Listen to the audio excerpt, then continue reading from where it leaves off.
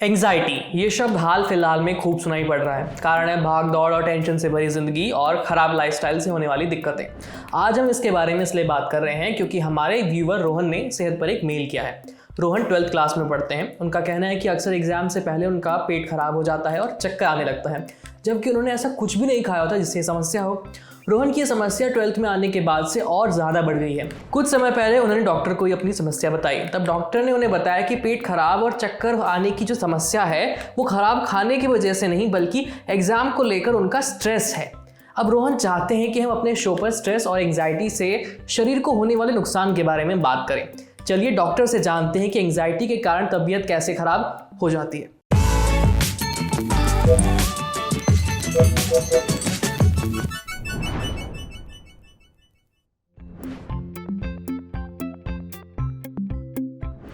Anxiety जब होती है जब इंसान को लगता है कि कोई चीज़ उन्हें नुकसान पहुंचा सकती है। जब हमारे सामने कोई ऐसा थ्रेट आता है या ऐसी कोई सिचुएशन आती है जो हमें नुकसान पहुंचा सकती है, तो हमारे स्ट्रेस केमिकल बढ़ते हैं और वो कुछ शारीरिक बदलाव लाते हैं और कुछ मानसिक बदलाव लाते हैं ताकि हम उस खतरे से लड़ सकें या उससे भाग सकें। ऐसी स्थिति में जो लक्षण होते हैं उसको हम एक्यूट स्ट्रेस रिएक्शन या एक्यूट एंग्जाइटी कह सकते हैं, जिसमें मांसपेशियों में तनाव या खिंचाव बढ़ना, दिल की धड़कन बढ़ना, सांस का शैलो और फास्ट हो जाना, ऐसा लगना कि जैसे सांस नहीं आ रहा है, पेट में अजीब सा महसूस होना या गुड़गुड़ होना, ज़्यादा बावल मूवमेंट का बढ़ना, माने कि स्टूल पास करने की या यूरिन पास करने की टेंडेंसी महसूस करना, मांसपेशियों के खिंचाव की वजह से चक्कर, ब्लरिंग ऑफ विजन, पसीना आना, हाथ पाँव में कंपन, ये सारे लक्षण एक्यूट केसेस में हो सकते हैं। यदि ये एंग्जाइटी की स्थिति क्रॉनिक रहती है, यानी कि हमारे नर्वस सिस्टम को लगता है कि हम कंटिन्यूअसली ऐसी स्थिति में हैं जहाँ पे हमें कोई चीज़ नुकसान पहुँचा सकती है, जैसे कि कोई बॉर्डर पे खड़ा हुआ सिपाही है और उसे लगता है कभी भी खतरा हो सकता है, तो उसका नर्वस सिस्टम का डिफेंस मोड सारा समय एक्टिवेटेड रहता है। इसको हम हाइपर अराउजल या हाइपर अलर्ट स्टेट बोलते हैं। ऐसी स्थिति में शारीरिक तौर पे मांसपेशियों का तनाव नॉर्मल से ज़्यादा बना रहता है। दिल की जो धड़कन है वो नॉर्मल से ज़्यादा फास्ट हो सकती है या रिदम जो है उसका बड़ा रहता है या डिस्टर्ब हो सकता है। जो ब्रीदिंग होती है जनरली एंग्शियस लोगों में वो शैलो और फास्ट कंटिन्यूअसली रहती है, जिसको हम थोरैसिक ब्रीदिंग बोलते हैं। इस दौरान क्रॉनिक स्ट्रेस के दौरान कॉर्टिसोल नाम का हार्मोन शरीर में ज़्यादा मात्रा में होता है, जिससे और हार्मोनल चेंजेस आते हैं जिनकी वजह से हमारा मेटाबॉलिज्म अफेक्ट होता है, इम्यूनिटी इम्पैक्ट होती है, hyper immune auto immune problems बढ़ सकती हैं, जैसे कि एक्जिमा, सोराइसिस, आर्थराइटिस, ये चीज़ें बढ़ सकती हैं। पेट में एसिड की मात्रा ज़्यादा बन सकती है, डाइजेशन की प्रॉब्लम होने लगती है, इरिटेबल बावल सिंड्रोम जैसी प्रॉब्लम्स जो कि हमारी आंत की मूवमेंट से संबंधित होती हैं, जहाँ पे आंत की मूवमेंट डिस्टर्ब हो रही होती है और फ्रीक्वेंसी ऑफ स्टूल डिस्टर्ब हुआ रहता है, वो भी परेशानियाँ क्रॉनिक स्ट्रेस की स्टेट में या क्रॉनिक एंग्जाइटी की स्टेट में होती हैं। लॉन्ग टर्म एंग्शियस लोगों में कई हार्मोनल डिस्टर्बेंसेस होने की संभावना रहती है, जैसे कि फीमेल्स में polycystic ovarian syndrome long term stress या एंग्जाइटी से एसोसिएटेड है। थायराइड की प्रॉब्लम स्ट्रेस की वजह से हो सकती हैं। शुगर मेटाबॉलिज्म और इंसुलिन रेजिस्टेंस बढ़ता है, जिसकी वजह से डायबिटीज़ होने की संभावना बढ़ जाती है। Chronic body pens, chronic back pain और मसल्स में स्टिफनेस, हेडेक्स वगैरह क्रॉनिक एंग्जाइटी के लक्षण हैं। आजकल जिन बीमारियों को हम लाइफस्टाइल डिसऑर्डर्स कहते हैं, देखा जाए तो वो कहीं ना कहीं इस क्रॉनिक स्ट्रेस स्टेट से ही जुड़े हुए हैं।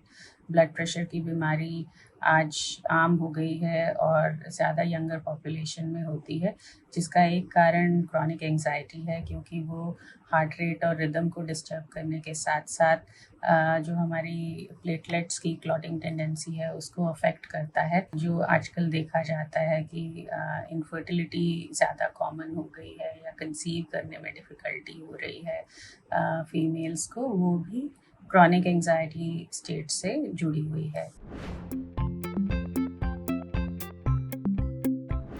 एंग्जाइटी डिसऑर्डर्स का इलाज दो चीज़ों पे डिपेंड करता है। पहला कि एंग्जाइटी डिसऑर्डर की इंटेंसिटी और ड्यूरेशन कितनी है, और दूसरा एंग्जाइटी डिसऑर्डर बाहरी कारणों से ट्रिगर हो रहा है या एक जेनेटिक वल्नरेबिलिटी या टेंडेंसी है।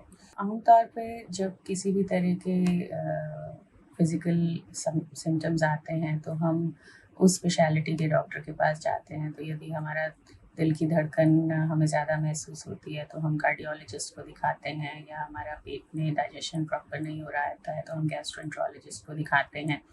लेकिन जब ये अंडरस्टैंड कर लिया जाता है कि अंडरलाइंग फैक्टर एंग्जाइटी डिसऑर्डर है, तो रूट कॉज मतलब एंग्जाइटी डिसऑर्डर को ट्रीट करने से शारीरिक समस्याओं का भी निदान हो जाता है। इसके साथ साथ तनाव कम करने की का अभ्यास या प्रैक्टिसेस जो स्ट्रेस मैनेजमेंट में हेल्प करती हैं, वो फिजिकल सिम्टम्स को भी रिड्यूस करने में काफ़ी हद तक मदद करती हैं। तो सुना आपने, ज़्यादा तनाव और एंग्जाइटी से सिर्फ मेंटल हेल्थ ही नहीं बल्कि शरीर में दूसरी दिक्कतें भी हो सकती हैं। अगर आपको या आपके किसी जानने वाले को एंग्जाइटी के कारण ऐसी दिक्कतें हो रही हैं तो एक बार डॉक्टर से ज़रूर बात कर लें ताकि समय रहते इसका इलाज हो सके। अब बढ़ते हैं सेहत के अगले सेगमेंट की तरफ, तन की बात। जानिए ठंडा और गर्म पानी पीने के क्या क्या फ़ायदे हैं।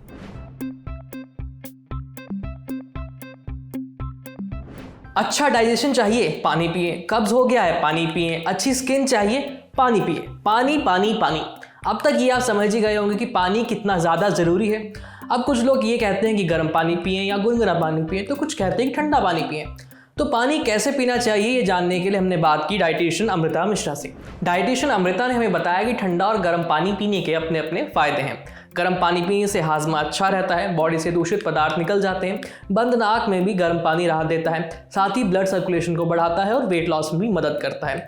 यही नहीं, गर्म पानी पीने से पीरियड क्रैम्प्स में भी राहत मिलती है। तो ये हो गए गर्म पानी पीने के फ़ायदे।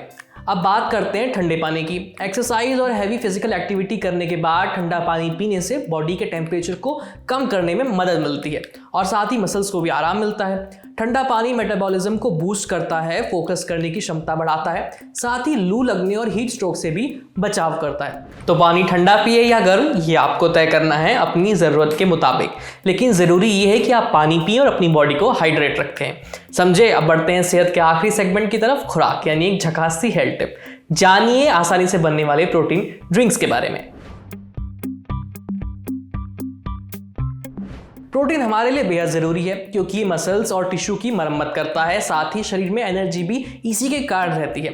यही नहीं, वेट लॉस की बात आए या मसल्स बनाने की, दोनों ही मामलों में प्रोटीन अहम हो जाता है। न्यूट्रिशनिस्ट लवनीत बत्रा ने अपने इंस्टाग्राम अकाउंट पर प्रोटीन से भरपूर एक पोस्ट वर्कआउट ड्रिंक के बारे में बात की है। लवनीत के मुताबिक वर्कआउट करने के 15 मिनट बाद पी प्रोटीन को नारियल पानी में मिलाकर पिएं।